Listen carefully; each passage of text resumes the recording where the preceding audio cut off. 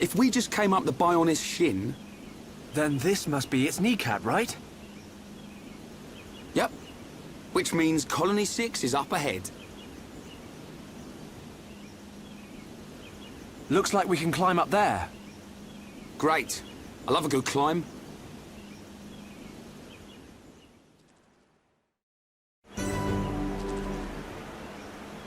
Hello, this is Mr. Bacon Bits, and welcome back to Xenoblade Definitive Edition. Man, what a view up here. The clouds are blocking it, but you can kind of see, like, its arm down there, too.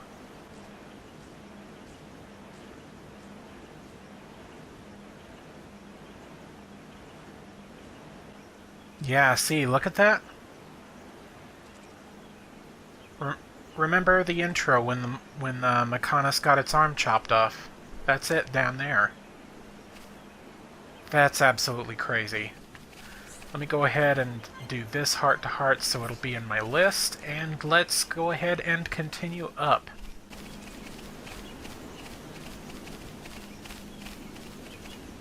And let me just say, if you weren't impressed by the size of Colony 9, oh, just you wait.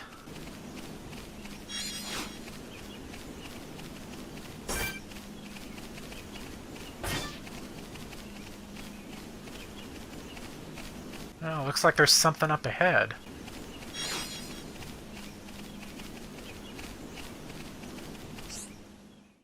Hey, Rhine, there's something here. Say, Shulk, what do you think this is? I have no idea. Alright, I'll just poke it and see what happens. Hold on now. We don't know what it'll do. It could be dangerous.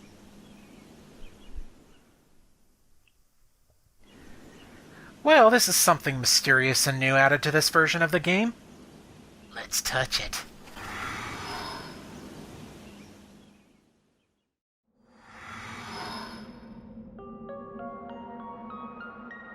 What a mysterious-looking place. But anyway, this is Time Attack mode. Let's talk to the Napon Archsage up here for more info. I've been waiting. Archsage been waiting. With limitless powers of Archsage, Archsage has presaged friends is coming. Also presaged questions friends ask. What is place? Who you? Yet not so? This place like Bionis, but not. Seem familiar, but not actually. Is place that connect to past futures. And Napon Archsage is great Napon who, through endless training and many times and places, becomes sagest of sages. Since friends come here, that must mean friends want to become disciples. No backsies. So if friends complete challenges with much success, Archsage give reward. Good thing Archsage transcend greed for material possessions, otherwise would not part with such priceless treasures. Let us go home. Now we'll be your pupils. Everything happened as Napon Archsage had foreseen. Incidentally, by the by, if friends make new friends who also want to become follower, please to bring along. Archsage will happily prepare special new challenges and rewards. What friends feel like tackling today? So, as you can see here, you can take on various challenges, win a currency called Napon Stones, and then you can trade them for certain items. At the moment, we can only trade a small variety of armors and level 1 gems, but we actually need to earn them too. But for trials, To return with fuller purse. we have free and restricted battles. Free lets you use any party setup at any level, while restricted, well, restricts your level and party setup. You can set your arts though in restricted. I'm not going to cover these in the main quest, just look for separate Time Attack videos showcasing these, as I post videos about this game. But essentially you can use these to gain new pieces of equipment and buy gems outright instead of earning specific ones from quests or crafting them. But I'll just give you a hint. One strikes fancy. If you know how to craft gems well, this is kind of useless right now. Archsage Sage have no please to come again. But you can just, like, totally skip crafting gems and just buy stuff here if you don't mind grinding for them. But anyway, let's get out of here and move on.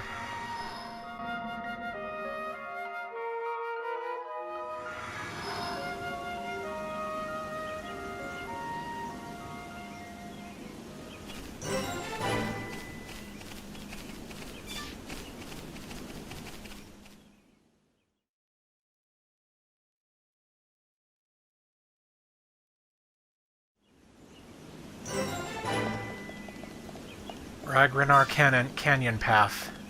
We are technically on the Bionis Leg, but just hold your horses. 'Cause this shit is breathtaking. I should really censor that. Anyway, here we have a shop, so let's go ahead and see what Yes? is in store here. For weapons, again, we just have stuff for Rhine. The Aegis Garter I already went over, and the Soldier Pike. Compared to Aegis Garter, Soldier Pike focuses a lot more on pure damage output rather than helping with defense or block. The attack range is rather unstable, though. The reason why it's only weapons for Rhine is because Shulk cannot use any weapons other than the Monado. Don't worry, it scales with Shulk's level quite nicely, so it's not like he really needs different weapons. But, yeah, you can go ahead and upgrade here if you want, but that doesn't have slots, so I'm not going to buy that. For head armor, there's the medium-weight Regnus armor, and the lightweight Prairie Cap with 1 slot. I'd say the Prairie Cap is clearly the better of the two. It has slightly less physical defense, but more than makes up for it with more ether defense, lighter weight, and a slot. And you can get them for both characters. And yeah, that actually kind of beats out what I have right now. Okay. For the other ones, there's single slot Prairie attire for the body. Again, pretty good. Regnus gauntlets for the arms. Single slot Prairie trousers for the legs. And Regnus boots for the feet. Most likely the Prairie pieces are good upgrades from what you have already. The Regnus pieces aren't very good, but you can still buy them if you want to complete your appearance set. I'll go ahead and upgrade a bit off camera. Okay, I'm back. I'm not sure how much I have to cut out, but I gave Shulk and Rhine the Prairie pieces that I mentioned. Gave Shulk Quick Step because that'll let him move faster. In case you're wondering about that, I got Quick Step 3 from completing the Colony 9 Collectopedia. I believe it was for fully completing it. Poison Defense 3, again, Collectopedia reward. Agility Up 1 I crafted before. And for Rhine, I gave him Agility up 2, Strength up 2, HP up 2. That should be pretty good.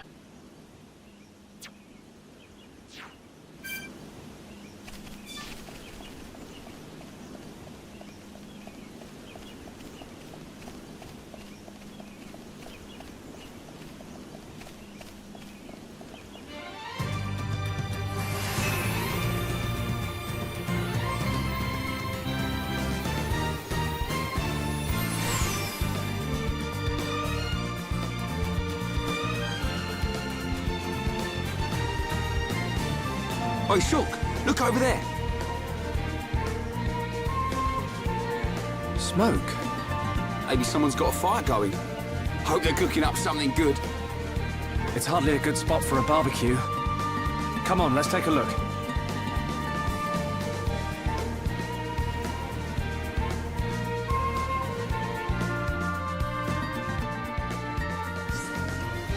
This is now introducing Ether-type enemies that aggro whenever Ether attacks are used near them.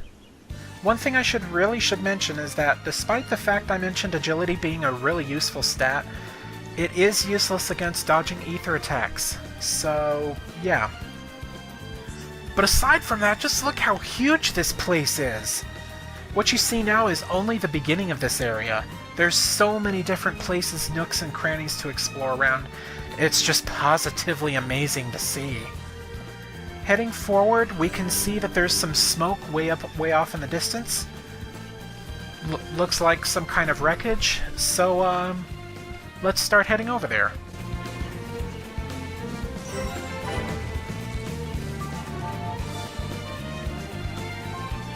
Grab these real quick.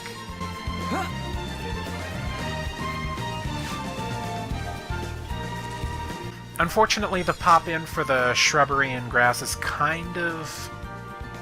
I mean, you can pretty much notice it.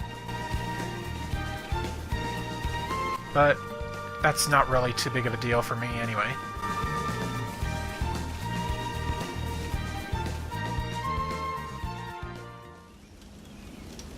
Someone's left a buggy out here. That's strange. Who would just abandon a buggy in this place? And it's pretty new. Is it brand new? Not brand new, but it's in very good condition. You wouldn't just abandon it.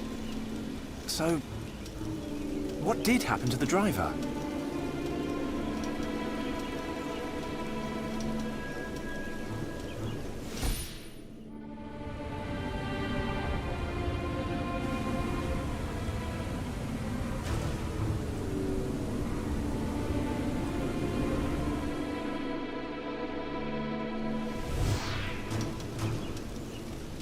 There's a boy! He's being attacked by monsters! You saw it happening? Where? I don't know, but it was near some water. Near water? But what made you have a vision all of a sudden? Maybe it was triggered by touching the buggy. Well, we'd better find him. Let's search everywhere around here where there's water. Okay.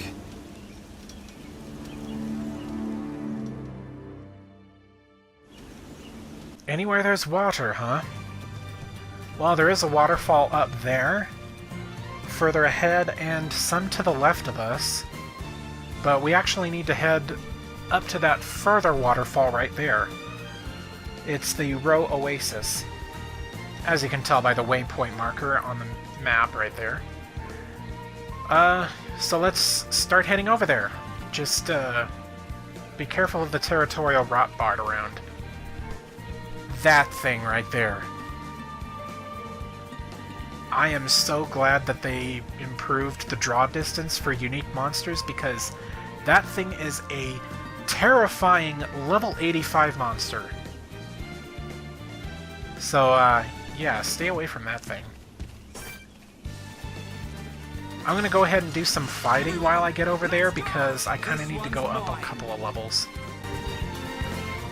While we're going over there, you might be at a point where either Shulk or Rhine has learned enough arts that they have more than what can fit on the arts palette. Let's actually go into that a bit. Wrong menu. Right here. You can actually swap out arts for others that the party member has in their repertoire to kind of customize them a bit. You can never efficiently take them out of the role they're given, like tanks or healers. But it is offering some kind of versatility. Like for Rhine, he's actually not only good as a tank, but also really good at burst damage, dealing a lot of damage at once. As of right now, he doesn't have any other arts. He doesn't have any more than 8 arts right now. He will get one in a level up, I believe, but I will be covering character arts soonish.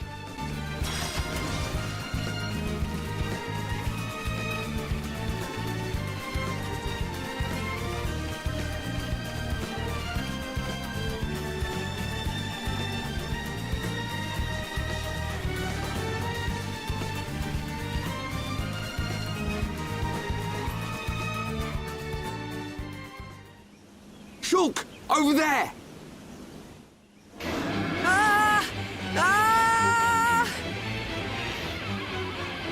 You alright, kid? Who are you? That can wait. Go! Get out of here! Leave these guys to us! Okay. Let's do this! Ready when you are!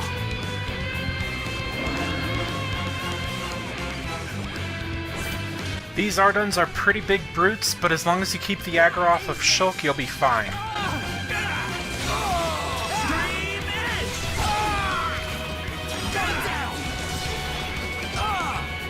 Suck on this! What? Now it's right time! Bring it on!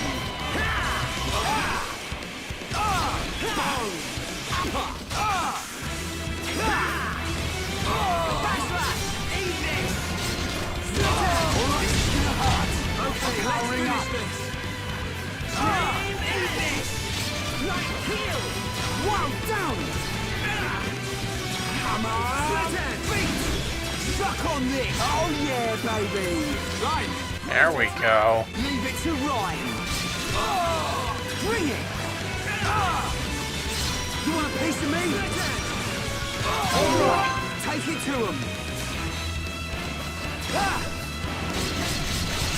Leave it to me! Slit Edge! Damn it! Missed the chain. Alright. Teamwork at its finest! Backslash! Okay, come on, Shulk. Eat this! Like hell! Shadow Eye! This isn't going well. Slit Edge! Now it's right time! Come on. Get in there, Shulk! There we go.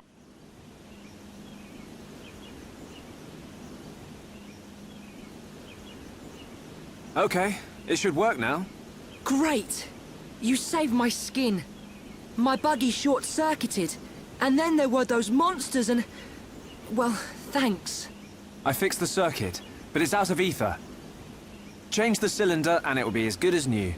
I think it's time for the introductions. I'm Ryan. He's Shulk. Pleased to meet you. Oh, hi. I'm Juju. Where are you two heading? If you've got time, you should come back to our camp. Your camp? Yeah, it's not far. How about it?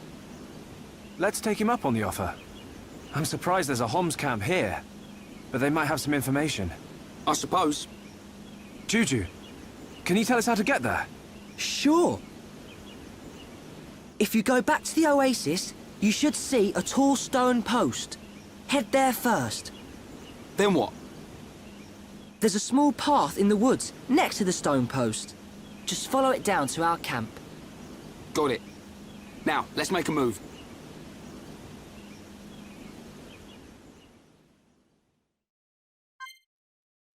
Well, now we've got our next destination. Might as well. Colony 6 is a bit far from here. Let's head back over to the place where we met Juju. Along the way, since I talked about changing around arts, here's the full arts list for Shulk and Rhine. For Shulk, he can learn up to 8 Monado arts for his talent art, but I won't really go over them now since most are obtained through the story, and I already talked about the current Monado arts as they came. Shulk's backslash damages a single target and is one of Shulk's highest damaging attacks when its bonus attribute is used. Hit the enemy from behind. Light Heal restores a small amount of HP to the party member targeted. Aside from leveling up the art, the amount healed is also determined by Shulk's Ether stat.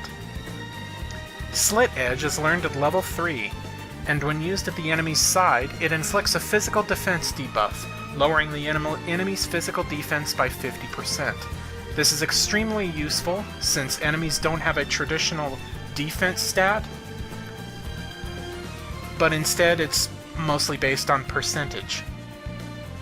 Stream Edge is learned at level 5, and hits in a fan in front of Shulk, damaging any enemy in range and also inflicting break. Some enemies may have resistances to break, so it won't always work, unless you use a chain attack. Certain enemies are outright immune to break. Shadow Eye is learned at level 10. It decreases aggro on Shulk and is more effective the further it's leveled, but also gives Shulk a buff. Boosts his physical arts damage by 50% for 5 seconds. Coupled with a properly placed backslash is oh so satisfying. Air Slash is learned at level 14 and is also another break art. If used at the side of the enemy, it inflicts a 50% slow debuff, which slows down the enemy's movements and regular, non-art attack speed.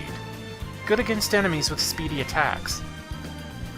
Shaker Edge is learned at level 23 and inflicts daze on a toppled target. Daze stuns the target for longer than topple, removes auras, cannot dodge attacks, and crit damage against it is raised by 25%. It can also completely change the art an enemy is going to use when in a vision. Shulk's final regular art is Battle Soul, learned at level 32. Yes, unfortunately, Shulk doesn't have very many regular arts, so yeah. This one sacrifices half of his HP to increase his talent gauge meter. It's more effective the more it's leveled up, but I honestly don't really use this much, since it's easy enough to fill his talent gauge already, especially when you get certain skills later on. I suggest removing this from Shulk's palette if you're having him AI controlled, as he tends to spam it and get himself in bad situations. Now for Rhine's arts. He's got a bigger repertoire of arts here, so let's jump right in. As said before, his talent art is Mad Taunt, which temporarily increases aggro. Consistently use it to keep the aggro on him. Bone Upper is a physical art that fills his talent gauge by up to 30%. Good for keeping aggro so you can use his talent art more often. Hammer Beat has a small radius to its attack range, which means multiple enemies can be hit at its impact if they're close together. It also increases aggro to any enemy hit. Wild Down attacks a single enemy and topples it if it's already inflicted with Break. Rage is learned at level 3, and is an aura that sacrifices power for defense. While the aura is out, it gradually fills his talent gauge and gives him a counter spike, dealing damage 2 times his ether stat. Spike is a status effect that deals damage back when attacked, and enemies can have it too. There are different types of it that I'll get into later. Aura Burst is learned at level 5, and is only available when an aura is on Rhine. It disperses the aura in an ether-based attack, causing aggro towards him and inflicting strength down 25% on anything hit with it. War Swing is learned at level 7, and is a physical art that hits 4 times in an area surrounding him. This is great against a big group of enemies because it fills the talent gauge by 10% with every hit dealt. Guard Shift is learned at level 9, and is a purely defensive maneuver. Causes him to successfully block all physical attacks, reducing damage taken by half and preventing any reactions such as knockback, daze, topple, or blowdown. However, he cannot move or auto-attack at all during this stance. Cancel it by selecting Guard Shift again or waiting until it ends. Engage is learned at level 11, and is an aura that inflicts lock-on on the enemy.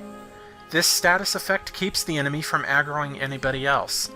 During the aura's effect, Mad Taunt's aggro gain is increased by 25%. Some enemies can resist lock-on, in which case the other effects won't take place. Sword Drive is learned at level 16, and is one of Rhine's strongest arts when combined with some of his other arts, like Magnum Charge and Berserker, which I'll get into soon. This targets a single enemy for substantial damage and causes knockback, but the cooldown time is massive, so it can't be used very often. Berserker is learned at level 19, and is an aura that raises his strength significantly, while decreasing his physical defense by 25%. It also gives an area effect to Mad Taunt and his auto attacks. Used correctly, this is one of his best arts in the game, as his strength up boost outdoes the defense penalty by a lot, even when not upgraded. Last Stand is learned at level 23, and is a life-saving aura that restores his HP when he gets hit by an attack that would normally kill him. It restores up to 75% when fully upgraded. The party gauge will also get a significant boost when the HP restoration happens. Shield Bash is learned at level 27, and inflicts daze on a toppled enemy. Really self-explanatory, and has a really small cooldown when fully upgraded. Dive Sabat is learned at level 31, and is a physical art that inflicts paralysis on the enemy, which slows its regular attacks down. Now, if this is used in a combo right after Bone Upper, it will also inflict agility down 25%. This art is great for keeping aggro on Rhine, as enemy aggro decreases the more you get hit. This prevents you from getting hit as much.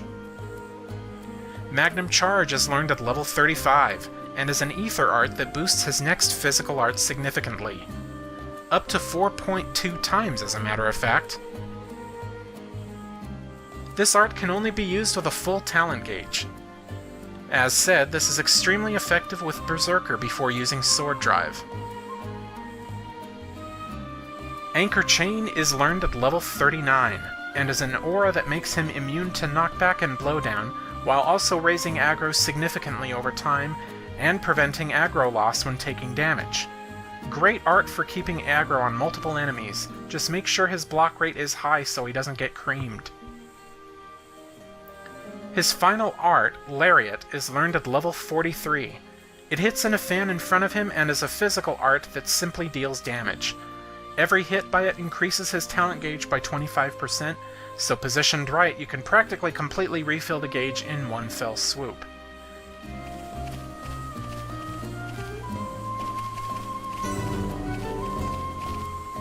Here we are, Row Oasis. This is where we found, what's his name before. So, there is a heart-to-heart right over here. Can't access it yet, but I'm going to go ahead and check it so that it's on the list. And, yeah, careful of that level 77 Arden right there. But anyway, the village we need to go to is right up there, but unfortunately, that will be it for this video. I'm sorry not much has happened, but I kind of wanted to cover a lot in terms of, like, character arts and skills. So, when I start the next video, I'll talk about character skill trees and progress the plot. See you guys later.